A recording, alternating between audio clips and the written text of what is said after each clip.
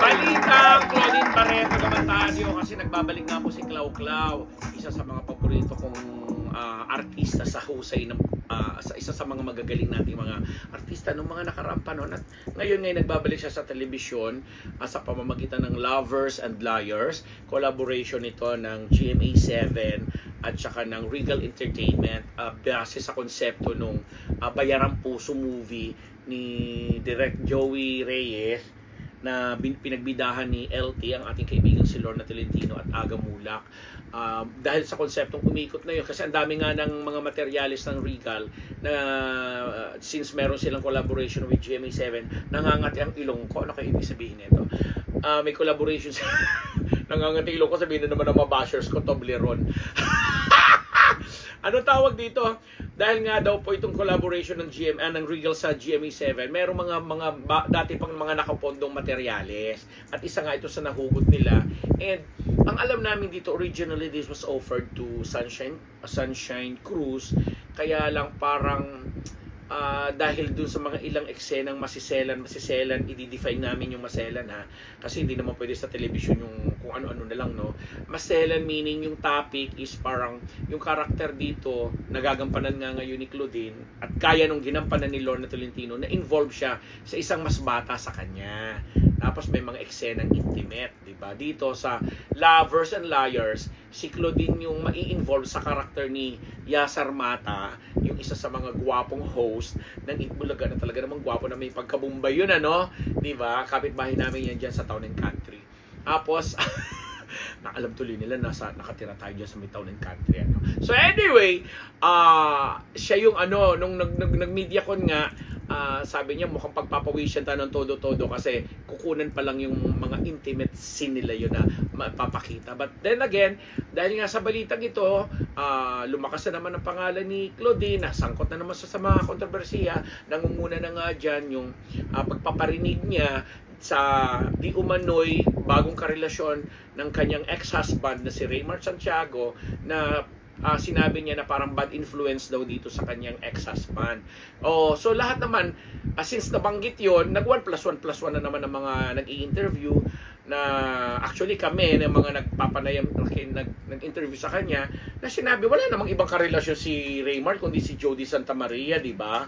So without barring an eyelash, talagang sinabi niya kasi mas mabuti pa raw yung previous na nakarelasyon ni Raymar, parang okay pa sila kasi hindi talaga naiiwasan po pag may mga ganitong pinopromote na mga program, nagkukumustahan syempre dahil lalo pat nakita namin doon yung mga maliliit na bagong ampon o mga anak-anakan ni Claudine na dalawang batang lalaki na kasama. Syempre kumusta ng mga anak mo, ganyan-ganyan, na sinagot naman niya. Ang tatalino nga kasi yung isa nag-aaral sa UP, tapos yung isa nasa Brent School, hanggang nauwi na nga yung usapan sa sustento na matagal naman na niyang ipinaglalaban o inilalaban na maibigay ni Raymar, pero sinabi nga niya na pumapalya nga daw sa pagbibigay ito, sa pagbibigay ng sustento, hindi regular, etc. etc.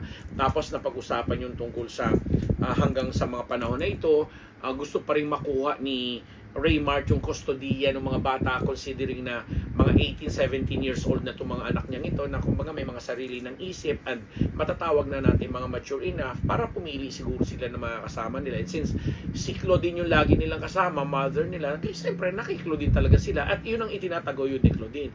So ganung usapan, napunta na nga dun sa nagsalita na itong si Claudine na kaya nga daw siguro nga ganito ang relationship nila ng kanyang ex-husband na by the way hindi pa po naaanal ng kanilang marriage is dahil nga daw po sa bad influence itong kanyang karelasyon. Tapos hindi na siya nag-expound but everybody was everybody thought na ang pinariringgan niya is si Jody Santa Maria. Sa kabilang dako naman po, para mabalansin naman po, meron po kami mga tinawagan ng mga common friends namin din ni Jody kasi si Jody ay kaibigan ko rin po. So may mga tinawagan po tayo at nakausap, sinasabi ka po nila hindi na nila papatulan yung issue at ayaw naman magsalita na din talaga ni Jody. Sinasabi na lang niya na at least daw, parang sinabi nung kaibigan ni Jody na at least decent enough si Jody para wag pumatol, kasi in the first place hindi naman pinangalanan, although very obvious nga na si Jody yung tinutukoy, kasi right at this moment talagang ang magkarelasyon si Jody at saka si Raymart. Tapos may mga nagbabash din kay Raymart kasi anong klaseng tatay daw ito, bakit lagi na lang pagsiklo din na pinag-uusapan, at pinag-uusapan ng mga anak nila, at sinasangkot ang pangalan ni Raymart, laging nauungkat yung tungkol sa sustento, tungkol sa custody, etc. Na yun na nga, sinasabi nila na nagagamit dito sa promosyon ng kanyang bagong serye na lalabas sa GMA7 na mapapanood na nga po ninyo simula ngayong November 20. O nagsimula na nung November 20 kasi binablog po namin ito habang katatapos lang ng Miss Universe, kaya madaldal ako.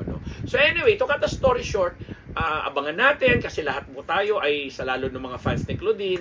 Ako, inaabangan ko talaga kung anong klaseng pagganap ang kanyang ipapakita dito, kasi sabi ko nga sa inyo, isa si Claudine sa pinakamahuhusay nating actress sa television or sa movies na talaga namang nagmarka din. Kaya lang may mga attitude sigurong issue, may mga work related issue, kaya talagang laging napupulaan ang pagiging sinasabi nating unprofessional or kung ano pa man yung mga ibang binabato kay Claudine. Pero pagdating sa pagganap at sa pagiging ina, saludo naman din tayo diyan kay Claudine. Ako, mahal ko din yung si Claudine, at talaga namang sinasabi natin parati dito kahit sa mga previous nating interview or podcast, si Claudine ay talaga namang malaki ang karapatan na mapanood sa television kasi ang husay naman talaga niya.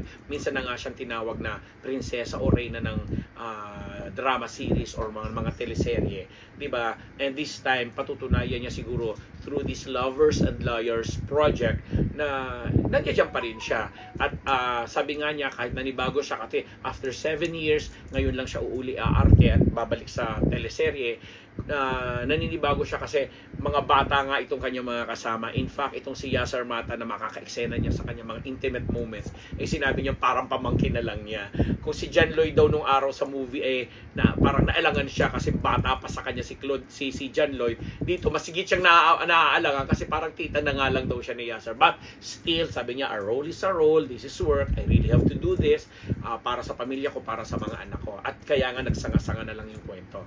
At kami dito, bukas po kami dito sa Unbettable Channel sa anuman yung mga komento. Pero ako, ang hinihingi ko po sa inyo, suportahan po natin ito kasi alam natin this is a very good project, magandang comeback vehicle ito for Claudine, and sabi ko nga, i-challenge natin ang ating mga sarili para makita natin uli ang hinangaan nating o minsan nating hinangaan na napakahusay na actress na isang Claudine Barreto, na minsan nga daw ay nataray-tarayan pa ng isang Marisol Soriano dahil hindi nga marunong umiyak or hindi nakakaiyak sa minsan pinagsamahan nilang pelikula. Hindi ko maalala kung anong movie yun. But anyway, nabanggit lang ngayon kasi nga pinag-uusapan sa mga panahon na ito si Claudine Barreto. Ako ang inyong lingkod para pag-usapan uli ang Unbettable Channel. Ambet Nabus po, nagpapasalamat again sa ating mga sponsors. Tita Thelma Zuniga Rodriguez, Dr. Jessica D ng Ideal Vision, Faces and Curves, Dr. Jerry Casata, Dr. Sheila Ricasata, Colonel Jundi Mayuga, Dr. Jess Solis, at ang mga kamarites ko sa Marites University. Dito po sa Unbettable Channel, nagpapasalamat ako sa lahat po ng mga nagsasubscribe, nanonood, naniniwala, nagtitiwala dito po sa amin. Magandang hapon po, magandang araw, magandang gabi. Diyos mabalos!